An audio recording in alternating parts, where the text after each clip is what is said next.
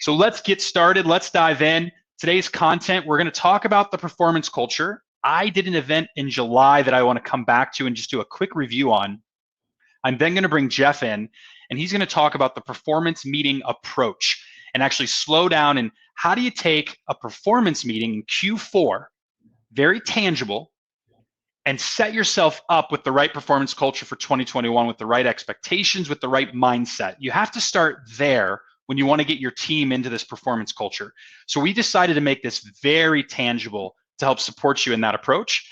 And then Jeff's actually going to give you some performance meeting templates that you can use that'll help drive everything. And performance meetings can be a little different, right? So be conscious that Jeff's going to walk you through maybe a different way to think about these performance meetings than maybe what you've heard or what you've even experienced or done in the past. So here's the review I want to hit on. We talked about Patrick Lencioni's performance culture. This is what he believes, if you look at my grid here on the right, this is what he believes builds up the performance culture, and we buy into this model. We think this is a very simple way to understand and analyze a performance culture within the business. It starts with trust. From there, you build on conflict, commitment, accountability, and then results. And it has to build in terms of building up to what will allow you to get the results and drive the culture that you want within your team, but achieving the results desired at the highest level. So if you want to go deeper on the breakdown of these 5, go back into our portal. If you log into Cultivate, go to our courses, click on the CEO webinars, and you'd be able to actually go to the July webinar where I called it the Performance Culture Webinar, where you can actually get an idea of what are the foundations of performance culture. That's a good place to start if you're curious to go deeper on this. We're not going to necessarily go through those details today, but you're going to see us bringing this same model to how do you run the performance meeting. Number 2, last month, we talked about performance culture in terms of the 2021 planning. I walked through a planning document and a planning strategy that showed you how to plan out your 2021 year. I slowed down a little bit and I talked about the leadership section of the business. I would encourage you to make sure you have all of your ducks in a row by watching that 2021 planning webinar. Again, you can find that on our portal just as a review. That would be very helpful before you go into these performance meetings, because it'll help make sure you have your plans in place for all of 2021. So now that we've talked about the overview in July of performance culture, and then last month we talked about how to plan for the culture, what we're now doing is talking about how to take that performance culture to the individual level. We've hit the plan, we've hit the company, now we're talking about others in the company. And so this is what today is all about. And what Jeff's going to slow down for you is how to use those performance meetings to actually jumpstart that culture into 2021. And it is so vital, more than ever, that these meetings are happening and that you are taking these steps. It has been a massive up and down year for many businesses of all different sizes. We know that. But the emotions are high with most employees within the organizations. And this is one of the reasons why you're going to want to slow down and hear out this process. So without further ado, I'm excited to bring on Jeff. Jeff, do you want to jump on video? And we'll let you join me up here for a moment, and then I'll get out of your way. Yep, just jumping on right now, Casey. Raring to go. Perfect. All right. And Jeff, I'll let you take it from here. Thanks very much, Casey. Great introduction. And I love how we're building on this as we talked from July through now on just building on this performance culture and going a little deeper each time. But I want to just set up and give you a little introduction to myself for those that don't know me. I do live in Phoenix, Arizona. All right, where we've broken some great heat records this year. Fun fact, we've actually had more days of over 100 degrees than we have had under 100 degrees this year so far. Today's going to be 101. Excited. Tomorrow's only going to be 98. So I've been with Cultivate for a couple of years now. I'm a partner. I do some work with our executive team. I advise. I lead advisors in our satellite division. So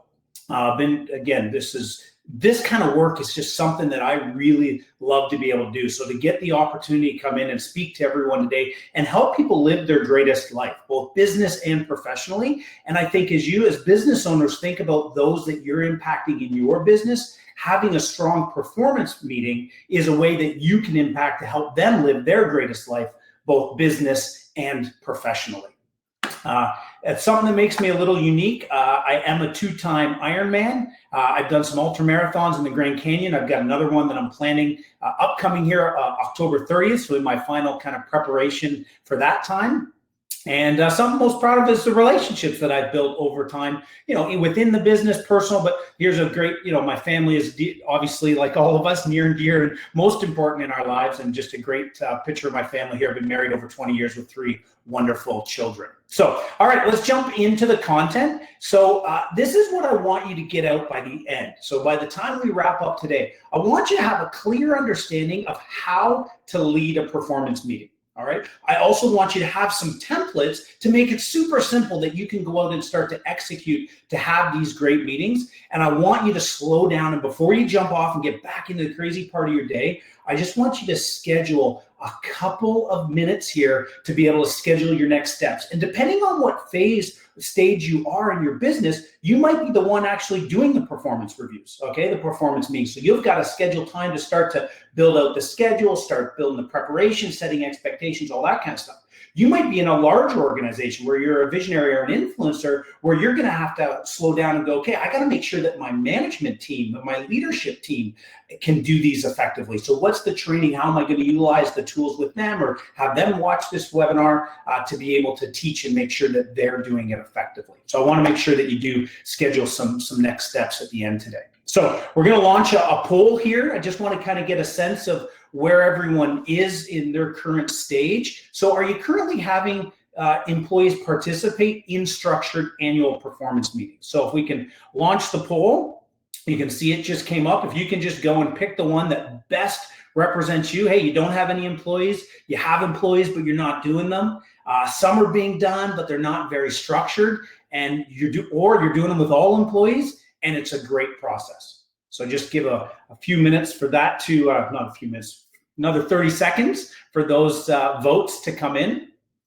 And then I'll kind of talk through the results as I start to see stuff come in. So 46% of the group right now have employees, but aren't doing them. So almost 50% of the group here is not doing them to some level. Some are doing them, but they're not very structured. That's another 33% of the group. So we've got 75% of the group. There's probably a big opportunity. 15%, 4 of you so far have said, hey, you know what? We're doing them, and we've got a great process. So that's great, just to give me an understanding of where, kind of the group is at as we kind of go through it. So if you're on the end of, hey, like I'm not doing them or I'm not doing them well, you're obviously going to take a ton away from this. If you're one of those ones that feel you have a good process, as Casey talked about that graduated learning, let's just try and maybe tweak one thing, or maybe you take the template and you like to utilize that. But there's always a way for us to be able to improve. So thanks for kind of sharing your thoughts and starting to get some engagement going.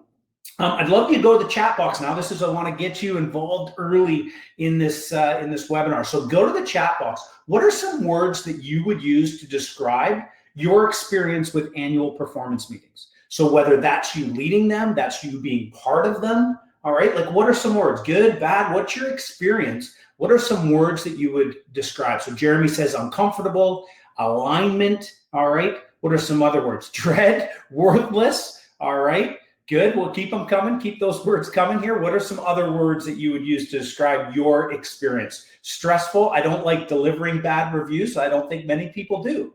All right, you can get to vision, uneasy with critical feedback, surprise. All right, great, keep that stuff coming in. And as we get to my next slide, this is the one where I want you to focus right now and read this, all right? Slow down, read this slide. This is the most important slide that you will see today. Performance reviews in most organizations are so bad that they do more harm than good. Okay, a Gallup poll said only 14% of employees strongly agree their performance reviews inspired them to improve.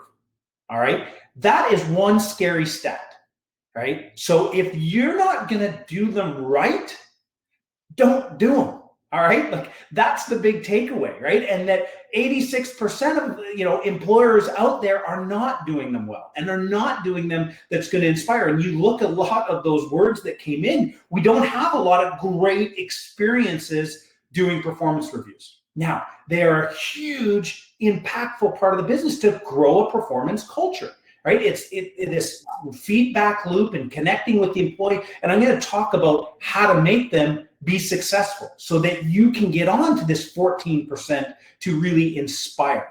All right. So I really believe from my experience that I have done performance reviews and been part of performance reviews that have really inspired me and inspired those that I have led. And I've been on the flip side where I've got out of a performance meeting going, oh, they were just trying to check the box on that. Like it wasn't really meaningful. It didn't make an impact. All right. So I hope you're sitting up a little taller right now. Maybe you're, a little more in touch and engaged to take some notes as we go through things. Because if you're not doing them right, again, you are doing more damage than good. This is not something that you can just go and check the box on. All right. So as Casey talked, we're big believers, and I love the Lencioni work. All right. And I try and build different concepts around this level of trust, conflict, commitment, accountability, results. It really connects with me. The clients that I work with, it connects well. So as I go through the performance review kind of model and the process and recommendations, I'm going to build it through the funnel of these 5 areas, right? That'll be kind of my lens that I'll use. So I'm going to dive in first into trust. All right. So when we think of trust within a performance meeting, there's a couple of things that come to mind. Here are the do's. Here are things that you want to do. You want to make sure that you're giving full period data. So if it's an annual review, you don't want to be spun by, hey, what's their results been in the last month or the last 90 days, right? You got to think and give them results on that full period. So that takes you to make sure that you have good metrics that you can track, make sure that you're mindful that you'll be doing annual reviews. So maybe you're capturing data. Like I would have a folder that I would use for my performance review, and like a good email would come in from a client story or from a customer or something like that. And I just forward it to my performance review file and folder that I know at the end of the year, I'm going to go and be able to pull great stories and quotes and different things like that. So that's a quick little tip that you may want to consider. You've got to give the right time in order for preparation for yourself, in preparation for the individual you'll do the performance review. There shouldn't be really major surprises. I heard that was one of the words that came in. You need to personalize it. All right. And some tips that I've used in the past is actually like sending out a survey. If they've got a bunch of reports that they're responsible for, like sending a survey in advance and getting some feedback from their direct reports and building that into the performance review. All right. Maybe you're building in, personal stuff in part of the action plan. Like how can you support them not only professionally, but personally? Because if someone's doing well at home and has a strong foundation there, they're going to perform better at work. And vice versa, right? Like we don't show up at the office or show up in our virtual worlds right now, throw our heart on the sidewalk and go into work. Like we are who we are, and having that holistic approach. So the more that you can help someone with that balance, that holistic approach, the more success, the more trust that you're going to build with that individual. All right. Making sure that you have clarity on their job description and partnering with them to make adjustments and changes if necessary. Because again, the performance meeting, the review should be based on their job description that you've been very clear with. If they don't have a job description, they don't have KPIs, it's very hard for them to kind of have a measurement. There are going to be some unexpected surprises when you're giving them feedback on one area and they go, I didn't even know that was my responsibility. All right. Getting employees' input, I talked about getting prep from them in advance is so critical to opening them up to the process, and making sure that you stand behind your review. And sometimes that is tough where you're going to get some employees that will push back, right? But you need to have taken the time and done your due diligence and your preparation so that you can really stand by confidently delivering that feedback, both the positive and the areas for opportunity. So I hope some questions are coming. As Casey said, we'll hit Q&A at the end. So as we're going through this, like make sure you're writing down some questions. So I got 4 key bullets on the don'ts. Don't rely on your memory. Like you gotta, take the time to prepare, and you gotta have a written document. You just don't show up and verbally have a conversation. And that's our annual review. Like, have a document written down. Don't go and schedule, back to back reviews every hour for 8 hours straight. Like give yourself 2 or 3 in a day maximum. Right? So if you've got a lot of employees, a lot of direct reports, you want to space those out. Make sure that you clear and you're not checking email, you're not, being interrupted. Maybe you need to take it off site. If you're in an open area where there's going to be a lot of distractions, take it off site so that you can have more of an intimate, spot for this review. And then I mentioned this earlier in one of the do's. If there's some inconsistency or some lack of clarity in the job description, don't just dump that on the employee to be able to figure out on their own. Like, they need your support. It needs to come from you. So you need to partner with them if that's something that you need to be working through. All right, so those are some do's, some don'ts, and those things will help either build trust or break down trust. And that is, trust is a critical component in a lot that we do, and definitely within performance culture and these performance meetings.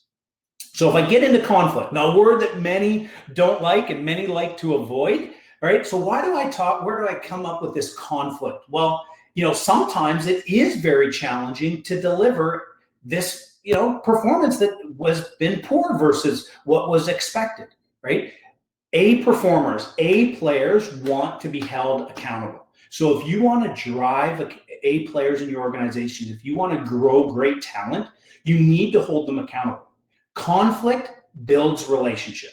All right, so you can go and watch your review sessions that we have around conflict. The purpose of conflict is to engage in conflicts because it does improve relationships. And that's the reason, that these kind of performance meetings will move the needle if you have good, healthy conflict, right? So going through and telling them, hey, here are the areas that you're doing great, and here are the areas that you need to improve. And you want to get into top 2 or 3 the areas that you're doing great in, top 2 or 3 areas to improve. It's not like having 6 pages of areas to improve and continue, right? It's narrowing it down to get those top 2 or 3 in each area. There's also a section that you can do a bit of a metric review. So kind of their KPIs, or maybe you put in their key pieces of their job description, and a hit or a miss on that. So that can be in there as well, and you'll see that in the template that I'll talk about later. And then you want to be driving towards the future. People get inspired, they get excited about the future. And when I talk about the future, I talk about this alignment of what's right for the individual as well as what's right for the company. So in a performance review, and I'll talk about how the flow that goes is, one of the sections is getting and talking about the future. Hey, where are we going as an organization? How do you play a part in that? What would you like to see, right? In connecting the future. All right, so that's kind of fun and exciting that there's less conflict in that, but understand that some of the conversations that you'll need to have in the performance review will be difficult. There will feel some tension, and that's okay. That is going to drive your top performers within your organization. All right, so I've hit on trust, I've hit on conflict. All right, now let's get into kind of the process. All right, so as you get into the process, all right, you've got prep by the employee, you've got prep by the supervisor, and then the meeting. So if you're thinking this is an annual review meeting, the meeting itself should be anywhere from 90 to 120 minutes, right? This isn't a 15 to 20 minute process. Like, this is a dedicated 90 minutes to 2 hours to really go deep with the individual. Preparation should be anywhere from 60 to 90 minutes, all right, for each individual. So again, this is a big deal. If you're just gonna, kind of brush it off and not put a lot of time and effort into it and not do it right, then my recommendation is don't do it at all, right? That you're gonna be on one of that side of the 86% that are demotivating their employees by doing this process. But if you can do it well and you do it right, you will really inspire and really get alignment with the individual. So when you're sitting down for this 90 to 2 hour meeting, the first thing is going through and doing the review. So it's going through with what the employee has done, their preparation. You've already read their preparation. They've sent it to you in advance, but you just open it very up and say, hey, well, I've read your preparation. I've got a couple questions I'd like to kind of dig a little deeper on, but hey, what would you kind of like to share that's either in writing or that you just like to share openly? All right, so give them an opportunity to start to engage and get into the process and go through their self-review first. Then from there, then you would go in and talk about what areas you feel that they would like to, that you'd want to continue, and what areas you feel that they need to improve. So, 2 to 3 of each, and you'd go through and you'd have very clear examples, all right, where, you can demonstrate where you've seen these behaviors, okay, that have occurred.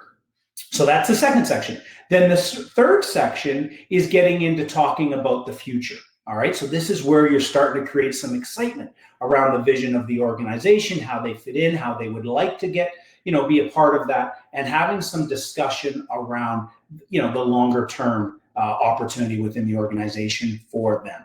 All right. And then finally is setting next steps. So you've kind of validated back and forth. You've validated their review and, where their self kind of analysis has been. They've validated for you that they've heard you on the areas to continue, the areas to improve. You've had some good dialogue and validation on the future, and then you get into your next steps. All right. And the next steps I want to go a little deeper on, because that's the piece that's going to help build the commitment. All right. So these next steps, it needs to be learner driven. So when you finish up with your feedback, you've finished up with the future discussions, like, hey, what would you like to follow up on? Like, I've given you a lot of feedback here. Like, what are you most passionate about that we could look at as next steps? So have it be very learner driven, and then be very clear on, hey, what are they going to do and by when? And again, don't create a laundry list of 14 things that they need to go do. Pick 1 to 2. So let's go deep, right? Versus very wide. Like, what's 1 to 2 ideas, okay? 1 to 2 items that they want to move the needle on in their performance, all right? And get clear sign off, not only on the performance review, but also get sign off on their action plan. All right. Again, don't overcomplicate it, but make sure that it's very clear on what are they going to do and by when. All right. So that is going to help to get their commitment and their buy-in when it comes learner driven. You can't come with a heavy hand on this. It's their development. They need to take ownership for those next steps. So once you have the commitment side of things, the next thing is, how do you hold accountability to it? Right. And this is one of the things that I've seen happen, and I've experienced myself, right, is you have this great performance meeting, you have this great action items, and then you go back to the real world and you get busy and you don't go back to follow up, all right, and hold accountability to that action plan to make sure that the performance moves in the right direction. All right. So you need to make sure you follow up and have scheduled time to follow up on the action plan. Right? You may look to do that, maybe 30 days out, 45 days out. You're going to want to have a check-in with them to go, hey, how are you doing on the action plan? All right.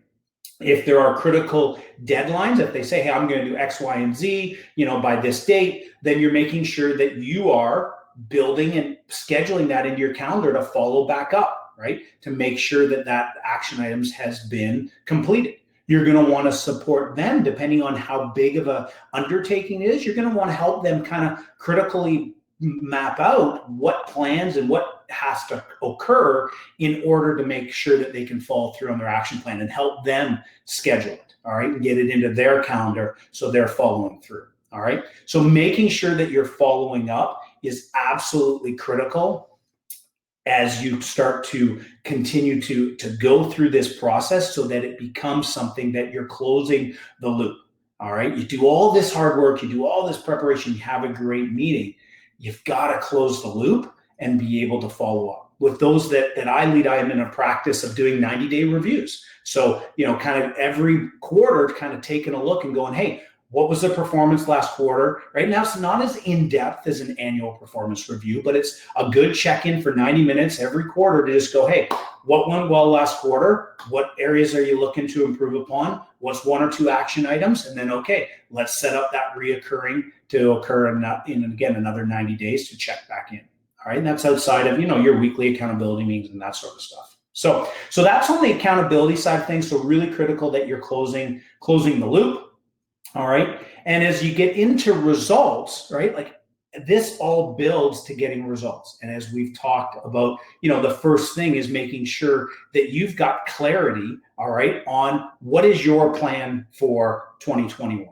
Right. And again, go back if you didn't listen to Casey's webinar. It was fantastic on that, building that plan and how to go to do that for 2021. Once you've got your plan, now it's making sure that you do have alignment, right? And maybe there's some job descriptions that need to be tweaked a little bit. Maybe you need to repartner and reset expectations. Like the beginning of the year is always a great time to be able to reset, expectations, recalibrate for the new year. And these performance meetings done well is a great way to be able to do that. All right, so when we get to results, there's one slide I just love, and I've used this in a few different presentations, and I really believe that this connects to performance meetings, right? So when you invest in your people, great things happen. All right? And it's not easy to find the time to invest in your people. I know we're all extremely busy. Sometimes you feel like, oh, I don't want to pull them out of the field, or I don't want to pull them out of what they're doing for development because, we'll get behind and there's just, we're so much doing, all these to-do lists.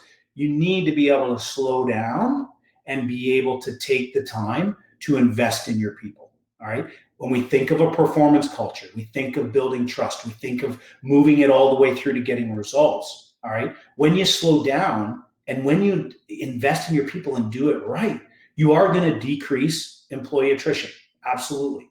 We've been talking about performance culture. Your performance culture will be increased. You will have common language and skill consistency when you slow down and take the time to make sure that everyone is on the same page. You'll bridge your generational gaps together, all right? You're going to increase employees' passion, right? When they buy into the vision and the future and they see where they're playing a role in it and they know that you're slowing down to develop them and to take the time to make sure that they're living their greatest life, both personally and professionally. All right. It's going to allow you to have the time to align with the organization's vision and make sure that, the individual is aware of the vision. They see their place in it, right? But it's getting that alignment. That's, again, that building trust. And it absolutely drives results. So it is, again, I can't emphasize enough of slowing down when you're doing these annual performance meetings. It's not about checking the box. It's not about getting through them as fast as you can, right? It's about really making them meaningful and impactful and something that your employees are going to look forward to, that they're going to get value from, they're going to get inspiration from. All right.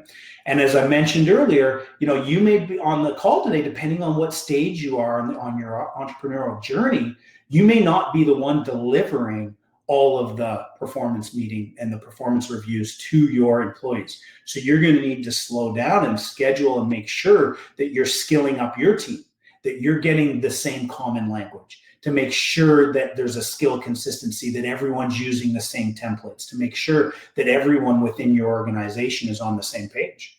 I would encourage you, if you're in that stage, if you're an influencer, that you'd actually be sitting in on some of those performance reviews, okay, and giving feedback to those that are delivering them. Don't just assume that, I've walked through the model, I've given them, Cultivate's templates, they're good to go.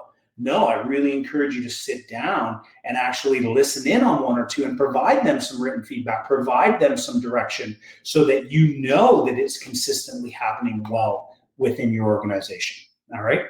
If this is your first time kind of going through this process, I know almost 50% of you have not done these in your business. Maybe you need to record one and get your advisor to listen in and give you some feedback. Maybe you'd like your advisor to be part of your first one to give you some feedback, okay? That would be a great use of time and resources to make sure that you're doing it really well. Because understand, anytime we're picking up a new skill, so I'm speaking to that 50 to 60% of you that aren't doing these. When you pick up a new skill, there's 3 stages that you go through. Number one is it's going to be very awkward at the beginning. All right. So to have your advisor there to be able to help and support you.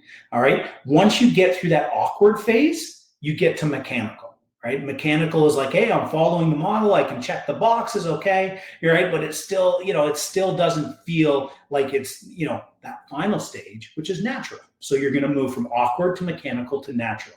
And once you've got enough reps under your belt, once you've got enough experience, that's when you can move. And these types of meetings will become more natural. These coaching events will become more natural. But you've got to get through those phases. Just like understand that, there's going to be some conflict. There's going to be some uncomfortable conversations in these performance reviews. That's going to drive a performance and a performance culture within your organization. Understand it's going to be awkward, and using your advisor or utilizing other resources within your business to support you will be a huge benefit. All right, so the templates. So we're going to launch some templates here for you so that there's 3 templates that I want you to be able to have access to. All right, so the 3 there, and you can download them right now. So hopefully, all right, we've got 7% of the audience. Look at that. You're snatching them, grabbing them quick. All right. So glad that you're downloading these. I'm just going to talk about them for a minute. I'm not going to go in great depth on them. You'll be able to kind of download them, review them, be able to go through them with your advisor or go through them with others within your organization. But the first one is a white paper, all right, that is going to backfill a lot of the information that I spoke about today, a lot of the beliefs and things that we feel and know are very important based on experience and data and research to be able to have really successful performance meetings, all right? So there's a great white paper there, and you're free to share that with anyone within your organization. Be great to even share that with those that aren't leading a performance meeting, right? Those that are just going to be an active participant, share with them kind of the understanding. So again, there's that skill consistency, that common language, so they understand why you're doing it and the kind of the methodology and the approach you're coming from. All right. The other two documents are templates for you. So the first one is a template that you would give to the employee as their preparation. All right, and feel free. We've left them in a Word document so that you can, change them and add them and swaps things in. Like, hey, this is a template is a starting point for you. You may love exactly what you see here and go, I'm just using it just like this, and that's absolutely fine, right? So there's a template there that would be for the employee's preparation, and then the last template there is the form that you would use to deliver your feedback. All right, so that's what you would use to actually write up the feedback that you'd sign off, that you'd create the action plan on. That's the document, right? And at the end, the employee would get a copy of their document and you would keep a copy, all right, so that you can be looking at that. Because a lot of times that's going to be your preparation the next year is, hey, go back to the annual performance review. How are you doing versus those results? How have things changed? How have you improved?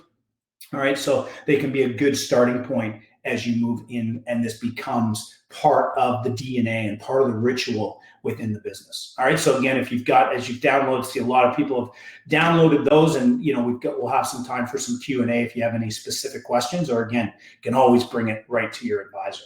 So I'm just doing a bit of a review. All right. So what I was trying to cover in my kind of portion before I turn it back to Casey here. So I want to make sure that you had a clear understanding of how to lead a performance meeting. I mean, I know I went through it real quick. You can obviously go back and review the recording. You can go and review that white paper so that, you can let this information really sink in and take it to your next, your next advising session with your advisor. So you've got templates. So most of you have been able to kind of download those 3 templates. So I wanted to make sure that you had access to that. And then you've got time scheduled for your next steps. So that's where I kind of want to slow down right now and just make sure that you take a moment. All right. So, if you go to your calendar, or maybe you've got a to-do list, maybe you got sticky notes somewhere or whatnot, but depending on what stage you're at, you'll have a clear next step. Your clear next step might be just, hey, I'm going to go review the templates. That may be the next step. The next step may be, hey, I'm going to go schedule time to actually go through and determine who I'm going to do performance reviews with, who someone else in the organization may, and let's kind of build out a schedule. And I say, hey, I want to prep done by end and kind of backwards schedule. Right? Maybe it's, okay, I'm going to bring my management team together, those that are going to be doing employee reviews, and we're actually going to do a session together. Or maybe you're going to, again, you want to schedule some time with your advisor to come in for an hour and kind of talk through the model and answer questions with your management team. So those are all options, but make sure that you've got some sort of next steps. As soon as this webinar clicks done and you go back to your crazy day, I know your mind's going to go somewhere else. So make sure that you've got a time in your calendar, whether it's 30 minutes, 60 minutes, to just pick this up later this week or next week while it's fresh on your mind, to make sure that you take action. Again, you've spent the time to be here. You've been, out of the business here for the last 45 minutes to be here. Like, make sure that you take action on this material. Don't be one of those ones that are just checking the boxes with performance reviews, or one of the ones that aren't doing it to really be able to bring that alignment between your organization's vision and the alignment of the individual, so to support them. All right, so I've got another last poll here for you before I capture some kind of your learning bullets. So if we go over to, if you can launch the poll and go over there, just how committed are you to scheduling annual performance meetings with your employees? So this is a bit of a sense for me of like, hey, did I inspire you to either go and do it at a high way, a great level, or did I scare you off to go, I don't think I can do it well, so it's probably not something I'm going to do, right? Because again, if you're not going to do it right, don't do it, because it's going to be more harmful than good if you're not going to do it right. Okay. So good. I see some polls coming in here. So about 50% of you are saying, hey, I'm doing them, but I'm going to do them better now. So that's great that, you've picked up a nugget or two of something that you're doing. There's only one of you out there that's said, I'm not interested in doing it. I got bigger issues to address and bigger things to worry about. And that's okay. Right. Again, as I said, if you wait until you're ready to do it right, so that you do it and you make an impact with the people within your organization, right? So that all the positive benefits that come from it. And then a third of you are really excited, right? Are excited to get them added in and start this to be more of a ritual within your business. So thank you very much for sharing. That's great. And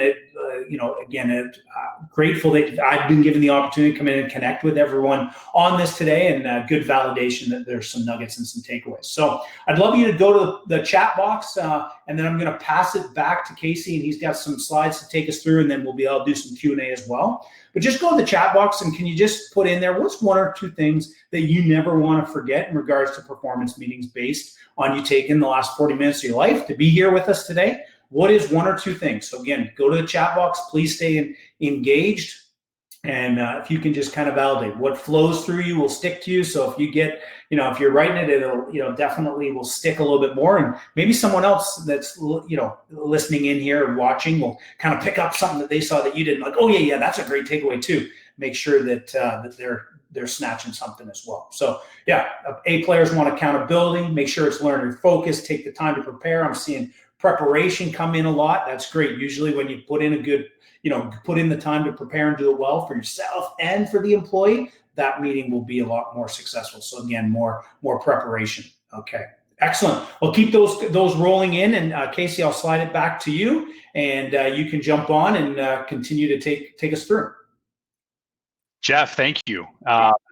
Phenomenal, just a quick review and helped us understand some different components. I even walked away with a couple shifts we're going to make this year for our performance meetings in Cultivate. So thank you so much. Let me go and get my screen shared up here. Just give me 1 second to get this launched. All right, you should be able to see this now. Hopefully that's coming through. Thanks for the quick transition time. I think the craziest part about performance meetings, and Jeff, you hit it dead on with that fantastic slide where you talked about how only 14% of them are good. It really does, and I see a lot of these takeaways. I think the biggest shift from this conversation is, hey, we need to slow down as owners, and we need to take our time. And I saw a question come through that we were talking in the chat, Jeff, that you may not have saw. One of the participants was saying very clearly that, gosh, it seems like a lot of time to invest. And my biggest ask, or my biggest push to everybody here on the call, is just, your people are your most important asset of your business. I don't care if you're a technology firm. I don't care if you're a product widget, manufacturer. You still use people. Every business uses people in some capacity. And if you don't treat your people as the largest asset, you will find yourself having immense issues to grow and scale the company. Because if you really just think about what is happening when a business grows and scales, it's very easy to understand. It's actually as simple as to say, it's actually empowering others to take the reins and go drive a section of the business, which therefore allows it to become, the ability to grow and scale from there. So if you're not willing to invest the time in your people, not do it the right way, you're going to have a hard time doing that. And by opening up the door, you're going to be shocked for those. I got excited about the folks that are going to start to do these. If you make it about them and you slow down about their development and hear out their vision, a lot of those great things that Jeff shared, you're going to see a completely different energy come from folks, because it truly becomes a partnership. It's a partnership when you do these community, or when you go through these performance meetings. It's not about driving, your agenda down the throat of the employee. That's not the intention. So try to keep that in mind. I'm going to give a couple quick community updates, and then we got a bunch of time left over here for Q&A, which is what we wanted to make sure we slow down. I've already got some great questions answered. So I did want to just acknowledge QA is coming up. Don't jump. I've got a couple quick slides. Bear with me. And then I'm going to lead Q&A with Jeff. So Jeff hit this already, but just want to clear this up. A lot of you're probably going, okay, this was a good start. Thanks for the templates. I have these different elements. Get on the call with your advisor, slow down, have the conversation, and build this plan. Our advisors are ready in their meetings to have this conversation if this is what makes sense for your roadmap based on what you're currently working on. So just want to encourage you all to take that. We love when you bring the content from the webinars into the one-on-one tailored meetings. For those that have asked, yes, you can always find the recorded webinars, even back to 3 years ago. If you jump into courses, that's why we're always building new content. We try not to ever replicate the content as much as we can. So please go back, check these out. This will be up in about a week's time, so you can check back a week from now and you'll see it loaded up in there so you can re-watch this if you want and be able to use that appropriately for your business. If you're looking for some additional training, there are some really good leadership principles if you take our dynamic leadership course. And if you go into that, there's some really interesting elements about how to run an effective meeting, how to run an accountability meeting, but also how to do employee development planning. That's a really good one because it'll give you some nuances of maybe some of the expectations you want to set in your performance meetings. So just want to make sure you all know where those additional resources are. We do not have a webinar next month. And the reason why is because we have Catapult. That's our annual conference. I think most people have heard of this or aware of it. I want to slow down just to open up the door. This is November 5th and 6th. We've got majority of clients have signed up, but I do know some that haven't. So we want to make sure we just slow this down. And we want to give you a really quick sneak peek since you took the time to come today to understand what's coming. And so I'm going to go ahead and launch also an option for you to go sign up for Catapult if you haven't yet, just because I want to make sure you get a chance to go do that. We've got some killer speakers. So I've got Christina Brady. She actually helped build out Glassdoor. She's one of the main sales drivers. She's going to come talk about how to build a sales rep engine at Catapult, if you haven't seen that session pop up yet. Marcus Collins, he was actually the former social media manager for Beyonce. He's going to slow down on how to build that brand in this digital world that we now live in, especially with a lot of things happening with COVID and us needing to move from a lot of on-premise marketing to online marketing only. We've got Kelly McDonald to come in and talk about a bunch of trends she's seeing around small businesses and how to actually market and sell and serve people not like you. That's going to be a fantastic content piece that we're bringing. We've brought in Rory Vaden. He's actually got a phenomenal book about how to multiply your time as a business owner. He's going to bring some really great productivity tips and tricks to the front lines for everybody to jump into.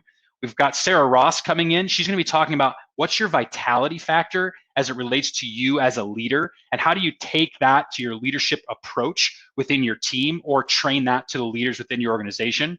Jeff's also going to be back. He's actually going to be talking about how to identify and develop a future leader. So how do you look at your team for sustainability purposes and identify who are the right leaders, and how do you prepare them over time to be ready to take on that next initiative? And then lastly, Gamal Palmer, actually one of our clients, he's going to be running a session on leading diversity and inclusion. This is what he does with his business every day. So we went and tapped him on the shoulder and asked for him to bring his expertise. We know a lot of our clients have been asking, how can I bring diversity or inclusion into my business at a different level? And Gamal is going to bring some really great tips. So these are not all of the speakers. These are some of the speakers. We have spent over $40,000 bringing speakers into the door so you can jump into Catapult and grab the sessions you need to grab. But the most important part about Catapult that you may not know is that we actually built within this platform the ability for you to do one-on-one speed networking. So this is not just joining on this platform. It's going to be a different platform in which the conference exists that's very, very engaging and allows you to jump and have private conversations, private meetings, get into one-on-one discussions. So I really hope you check it out and take some time to join Catapult. If you don't already have it joined, it is the premier event we put on. Strongly encourage you to be there. All right. So again, go ahead and click and grab your ticket if you haven't already, so we can see you there. But I just wanted to slow down and give that announcement. Otherwise, that concludes the community updates. So Jeff, do you mind jumping back on video here? And I'm just actually going to stop my screen share here. And so we're going to go to Q&A here. So jump in the chat, share some of your questions. I've got a few that came through, Jeff. I'm going to kick us off with while people are writing their questions they want to get answered from you. You had some really good content in here. Sebastian wanted to ask, how do you build in the current COVID situation in all of this, right? It's not necessarily a normal time. So what if you were doing performance meetings right now, how would you incorporate that the stuff that's going on with COVID and just kind of all the ups and downs that's happened this year? Yeah, Casey, I would probably, my mindset would be I wouldn't let that derail, or I wouldn't let that really change the plan or the course that I would take. Now, it may mean that I'm not, I may do it over Zoom instead of in person, but that's probably the only change that comes to mind. I still think, regardless of the environment, you need to measure people on their performance. You need to make sure that you've got a clear job description, that they've got clarity, make sure that they understand what's gone well, what's not gone well, right? You're not going to be blind to the pandemic that occurred. Like, that may come into some comments, or that may, help shape how the feedback is delivered. But then you're still going to talk about the future, and you're still going to talk about how they play with that. So I wouldn't switch it up much. I would continue to, to go through the process to make sure that you're building that culture and that one-on-one alignment. I think it'd be fair though, Jeff, right, to acknowledge that there has to be some consciousness though of what's happened. And so it may be good to actually share that openly when you deliver the preparation to say, hey, we know this was maybe, depending on the business, right? Mm-hmm. This was a tough year, or maybe we know this is a tough setup. I want you to focus when you fulfill your prep out to not just blame outside market factors if the performance isn't where you wanted it. Focus on yourself. And trust me, I'll be taking into account what happened in the market this year because I can see that holistically across the business. But I want to see you really take initiative and focus on your own development. So that's the one thing I would chime in that I think would really help. But you're right. Just because it's virtual, you still got to slow down and do them. So thanks for sharing that insight. Yeah. Mike had a really cool question he asked. He said, when employees are underperforming or they're making mistakes, any thoughts on addressing it at a scheduled meeting versus closer to the undesired action? Ultimately trying to figure out, which is going to help them learn more.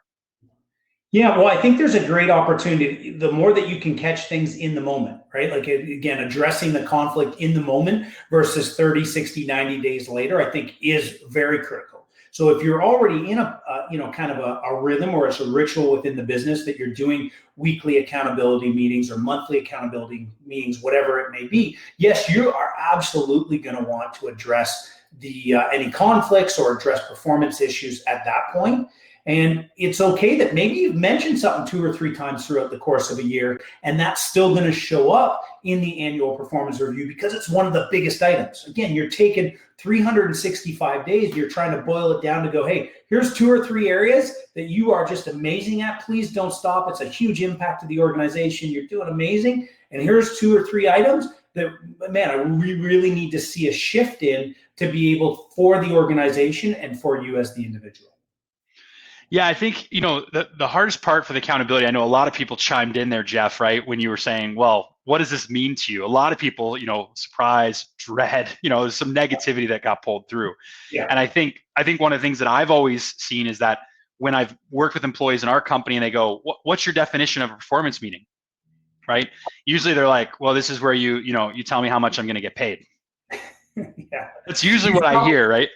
That didn't come up anywhere in our flow, right? It was salary discussion. It did as a question. But you did not teach anything on that. You didn't bring it up. You didn't say anything about bringing pay in. And I'll get to this question here in a moment. But I want to speak back to Mike's question.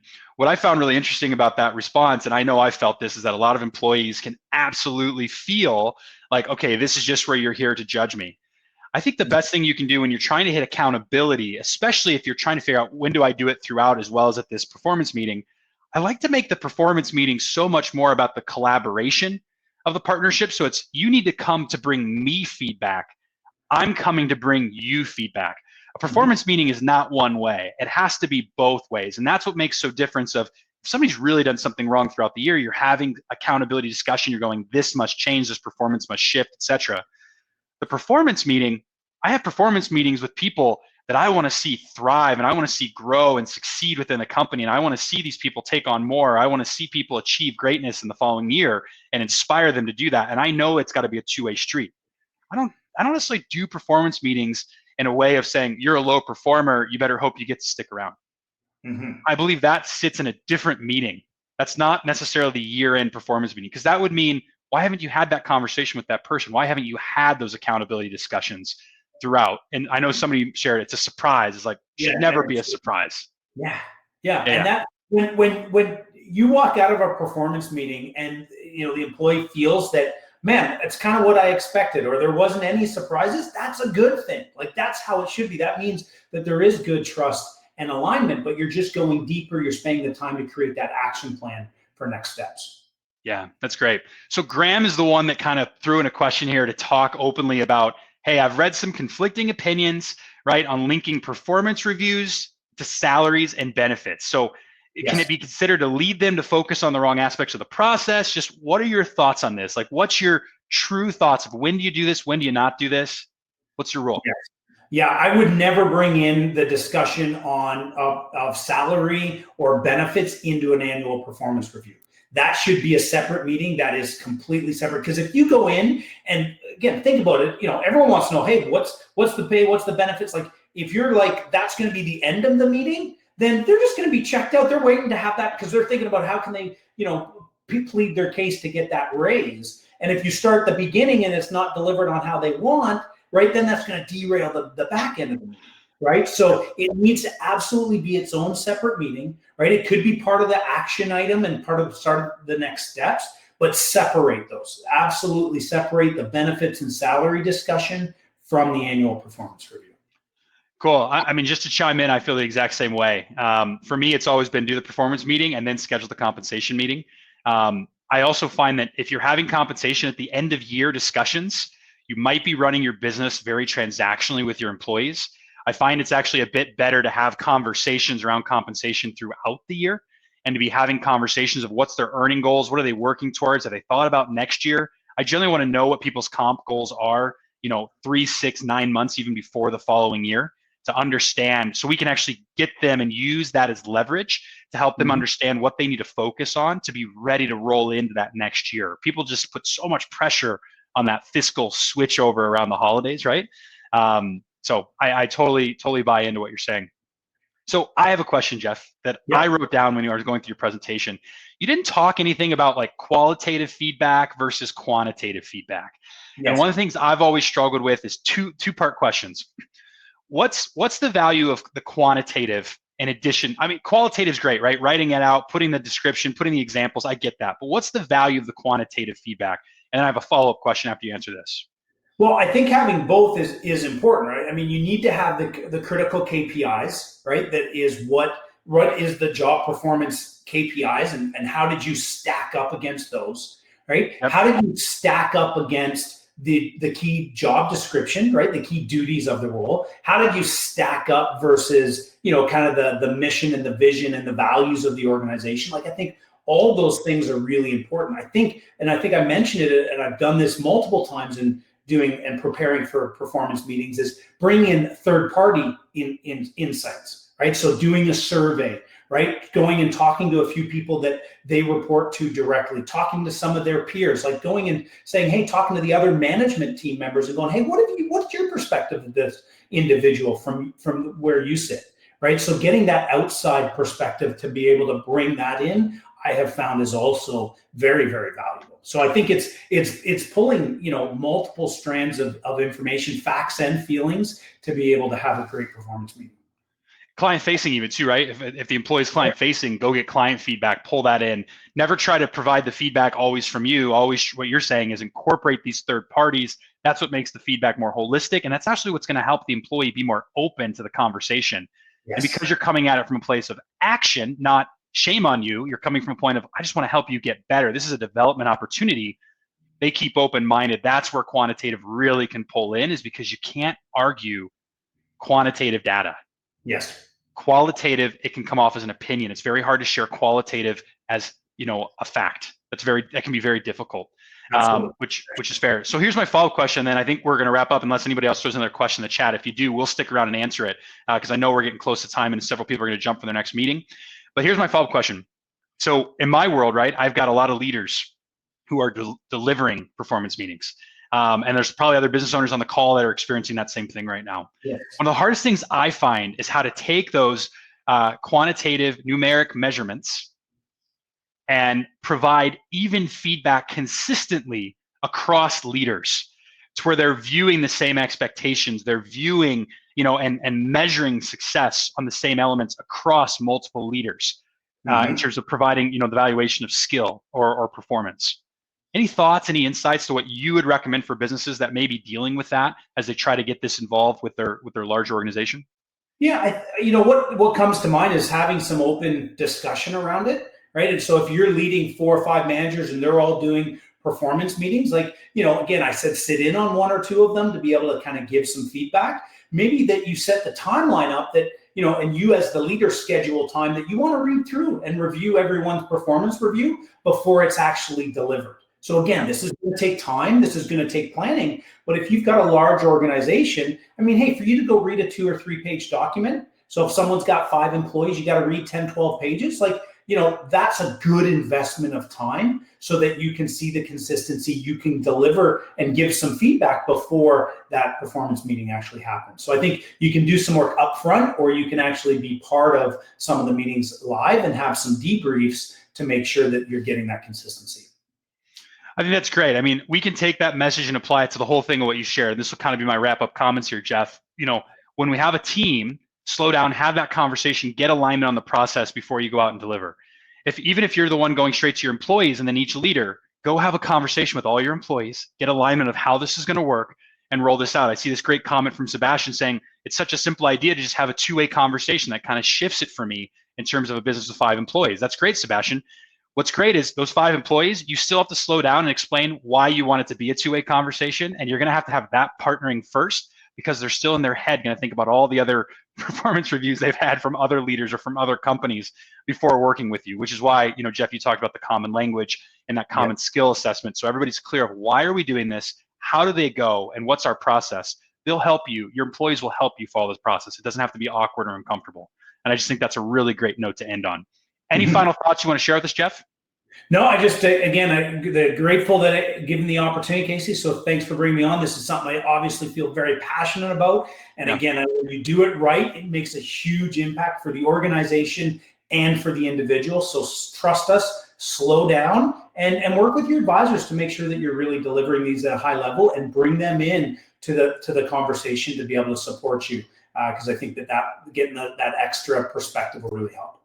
Awesome. Well, thanks, everybody. We're out of time. If you have more questions, jump in, start a discussion on our portal, jump in the chat within the portal and share the question. Jeff and I will be keeping an eye on it. We'll jump in with some answers. Other advisors will jump in with thoughts, especially as you guys get into these performance reviews. Maybe in the next month or 2 months when you're doing them, you're going to have questions come up. Don't wait. Throw it on the portal. We'll all jump in. We'll all help get some of those answers. So have a great rest of your week. Stay safe, everybody. Talk to you at Catapult. It's coming up soon.